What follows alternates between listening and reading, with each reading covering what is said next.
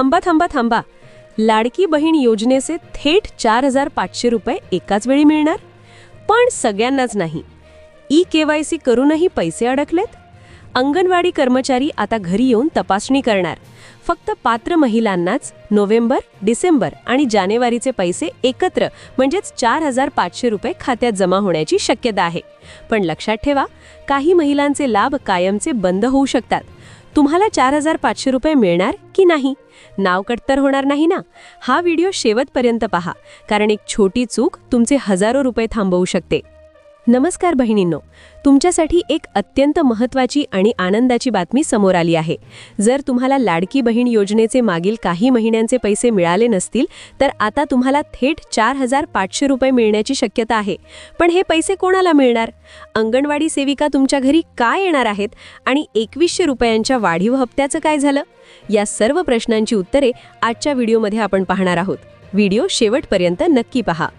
4,500 रुपये कोणाला मिळणार?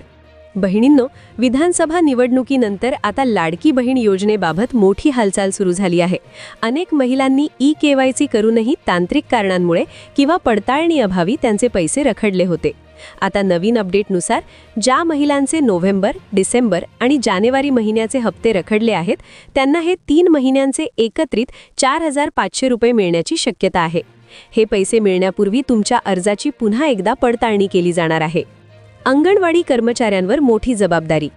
ज्या महिलांना KYC करूनही लाभ मिळालेला नाही, त्यांच्या घरी आता अंगणवाडी कर्मचारी जाणार आहेत. त्या तुमच्या कागदपत्रांची आणि अर्जाची वस्तुस्थिती तपासतील. पडताळणी पूर्ण झाल्यानंतर पात्र महिलांची यादी पुन्हा अपडेट केली जाईल. त्यानंतरच रखडलेले सर्व हप्ते तुमच्या बँक खात्यात जमा होतील. हसन मुश्रीफ यांचे मोठे विधान. हप्ता वाढीबाबत बऱ्याच जणी विचारत आहेत की 2,100 रुपये कधी मिळणार? यावर मंत्री हसन मुश्रीफ यांनी स्पष्ट संकेत दिले आहेत. त्यांनी सांगितले की सध्या अर्थ खात्याच्या नियोजनामुळे काही प्रक्रिया बाकी आहेत, पण अधिवेशनानंतर परिस्थिती स्पष्ट होईल. बहिणींना 2,100 रुपये दिल्याशिवाय राहणार नाही असा विश्वास त्यांनी व्यक्त केला आहे. म्हणजेच लवकरच हप्त्याची रक्कम 1,500 वरून 2,100 होण्याची चिन्हे आहेत. तुम्हाला काय करावे लागेल? 1. जर तुमचे पैसे रखडले असतील तर 1. तुमचे बँक खाते आधार लिंक आहे का ते तपासा. 2. DVT पर्याय सुरू असल्याची खात्री करा. 3. अंगणवाडी सेविका सर्वेक्षणासाठी आल्यास त्यांना योग्य माहिती द्या. तर बहिणींनो, ही होती आजची महत्त्वाची अपडेट. तुम्हाला या योजनेचे मागील हप्ते मिळाले आहेत का? कमेंट्समध्ये नक्की सांगा. ही माहिती तुमच्या इतर मैत्रिणींना आणि नातेवाईकांना शेअर करायला विसरू नका. अशाच सरकारी योजनांच्या माहितीसाठी आपल्या चॅनलला सबस्क्राईब करा. धन्यवाद.